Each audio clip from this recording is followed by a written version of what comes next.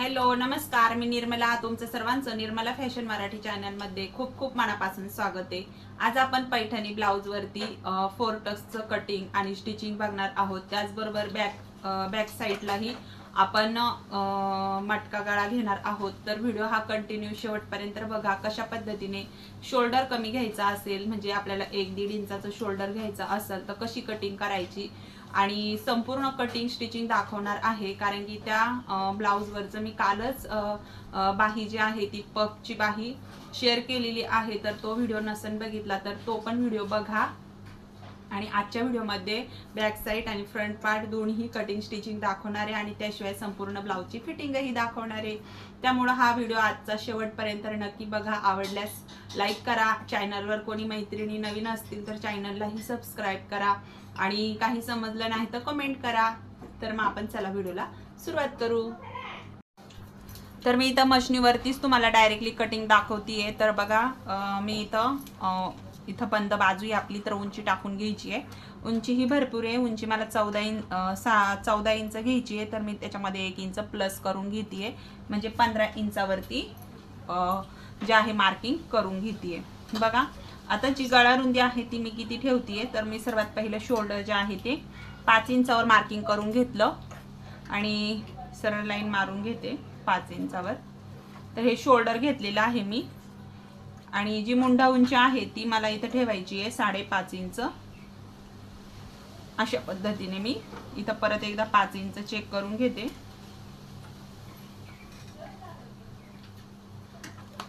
तर आपण ही लाईन परत सरळ मारून घेते एक. तर अशा पद्धतीने. आणि इथं आपल्याला घ्यायची आहे घडी. तर घडी छाती आहे ती जी आहे ती आहे 36 इंच. तर 36 इंचाचा चौथा भाग आहे तुमचं. आणि प्लस त्याच्या पुढे 2 इंच शिलाई मार्जिन. 1.5 इंच घेतलं तरीही चालन, काही अडचण नाही. तर मी 2 इंच ठेवत असते, त्यामुळे मी 2 इंचच ठेवते. सरळ लाईन मारून घेते. इथं परत एकदा आपल्याला उंची आणि मुंडा घेर व्यवस्थित मोजायचा. तर असं थोडं पॉइंट जो आहे खालीवर झाला की मग आपल्याला मोंड्यालाही प्रॉब्लेम येतो. बघ, सरळ लाईन मारून घ्यायची. आता इथं सरळ लाईन मारून घेते मी. व्हिडिओवर शेवटपर्यंत कंटिन्यू पहा. त्याचबरोबर आपण ह्या मुंडा उंचीच्या मधला सेंटर काढून घ्यायचा आहे. अशा पद्धतीने इथून 1 इंच घ्यायचा आहे आपल्याला. आणि बॅक साईडचा मोंड्याचा राऊंड जो आहे तो देऊन घ्यायचा आहे. मी एकदम खेटून घेते अशा पद्धतीने, तुम्ही पण घेऊ शकता. तर झोळ वगैरे चुन्या अजिबात पडत नाही या पद्धतीने जर मोंड्याचा शेप देऊन घेतलात तर हा आपला बॅक साईड आहे. कारण की डीप गळा आहे, तर डीप गळ्यामध्ये तुम्हाला या पद्धतीचा प्रोसेस करायची आहे. त्याचबरोबर गळा रुंदी आहे, जी मला शोल्डर पट्टी जी आहे ती एकदम छोटी ठेवायची आहे, म्हणजे जशी 1.5 इंच आपण ठेवू शकतो. तर मी इथून आहे ना 3 इंच गळा रुंदी ओपन ठेवतीये. इथं जर बघितलं तर ही शोल्डर पट्टी 2 इंच राहतीये. शिवल्यानंतर ही 1.5 इंच तयार होऊन जाईल. तर मी 3 इंच गळा रुंदी ओपन ठेवली आहे. आणि मागचा गळा जो आहे तो इथून वरतून मोजला तर हा गळा 10.5 इंचावर आहे. आणि खालून गळापट्टी जी आहे ती 4 इंच आहे. तर मी 4.5 इंचावर मार्किंग करून घेतलं आणि 3 इंचाचाच बॉक्स करून घेतेय. डीप गळ्यामध्ये तुम्ही या पद्धतीने करून घेऊ शकता. आता आपण यालाच जो आहे मटका गळाचा शेप देऊन घ्यायचा आहे. बघा, तर तुम्ही इथं तुमच्या आवडीनुसारही गळा घेऊ शकता, काय अडचण नाही. तुम्ही तुमच्या आवडीनुसार गळा घ्यायचा आहे.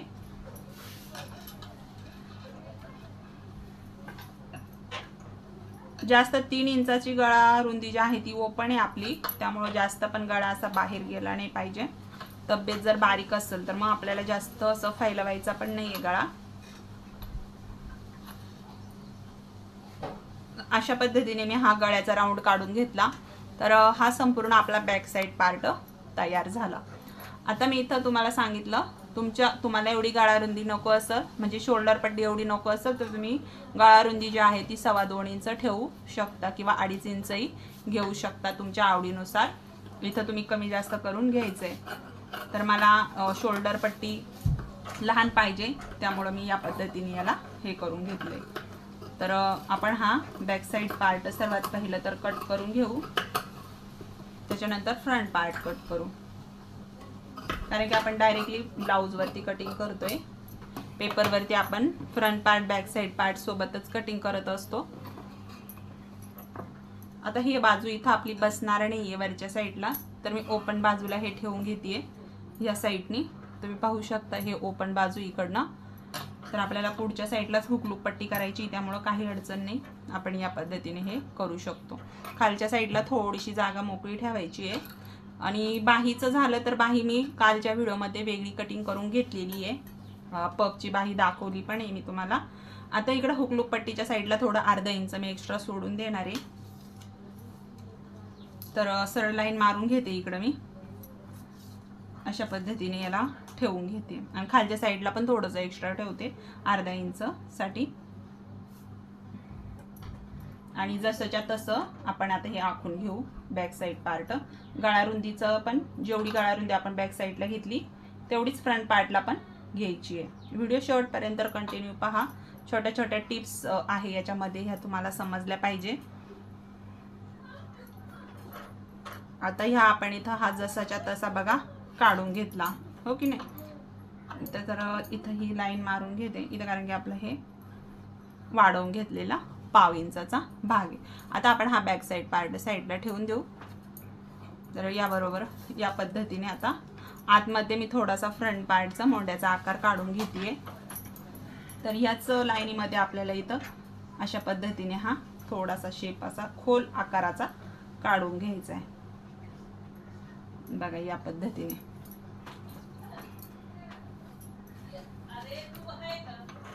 तर अशा पद्धतीने आपण हे काय केलं, मोंड्याचाही आकार देऊन घेतला, कारण की हा आपला बॅक साईड होता. आणि हा आता आपण फ्रंट पार्टचाही खोल आकार काढून घेतला, आतमध्येच अर्धा इंचाचा हे घेऊन. आता इथं जी गळारुंदी घेतली इथून आपल्याला पुढचा गळा टाकायचा आहे. तर मला पुढचा गळा जो आहे तो घ्यायचा आहे 7 इंच. 3 इंच गळारुंदी ओपनच ठेवणार आहे मी या पद्धतीने.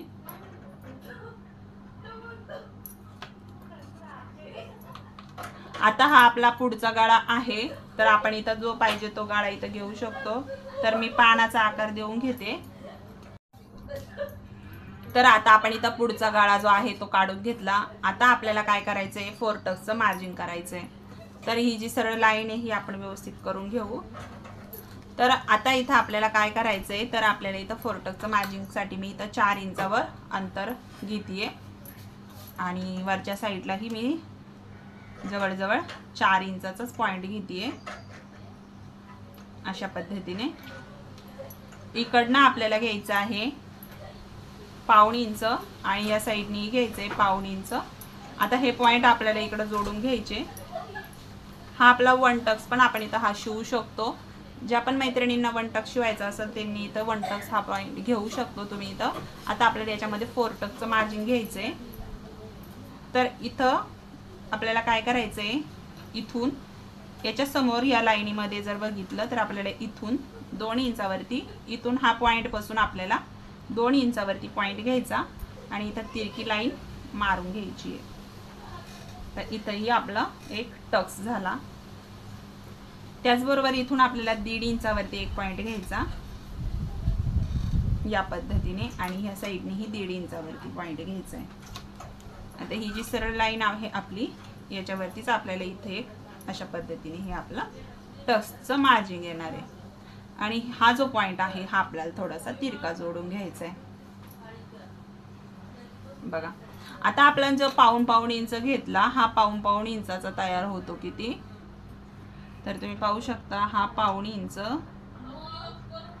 हा 1.5 इंच आणि हा 1.5 इंच तयार होतो 1.5 इंच. तर 1.5 इंचाचं मार्किंग आपल्याला ह्या साईडला वाढवून घ्यायचं. या पद्धतीने हा पॉइंट आपण इकडे वाढवून घेतला.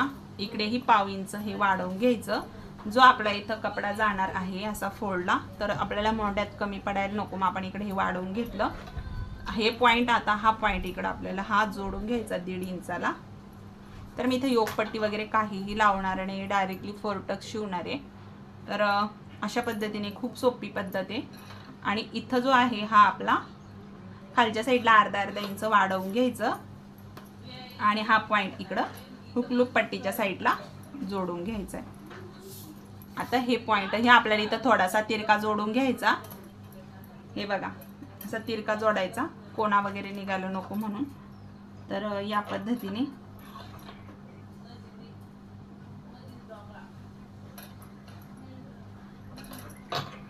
अशा पद्धतीने आपण हे फोरटक्सचं मार्जिन करून घेतलं।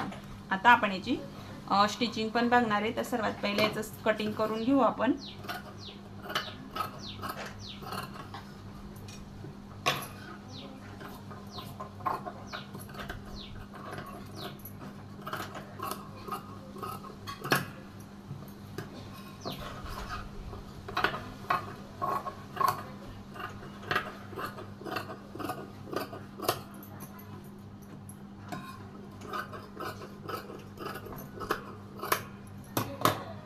तर अशा पद्धतीने हे आपलं फोरटक्सचं मार्जिन झालंय।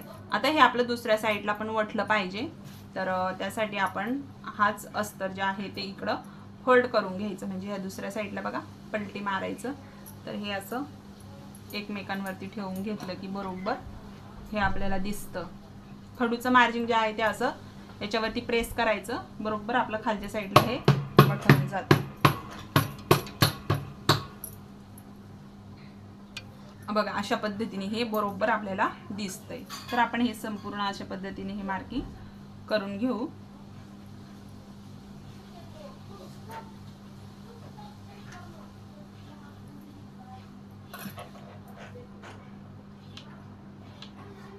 अशा पद्धतीने, आणि हा जो पानाचा आकार आहे हा पण आपल्याला इथं वठवून घ्यायचा आहे।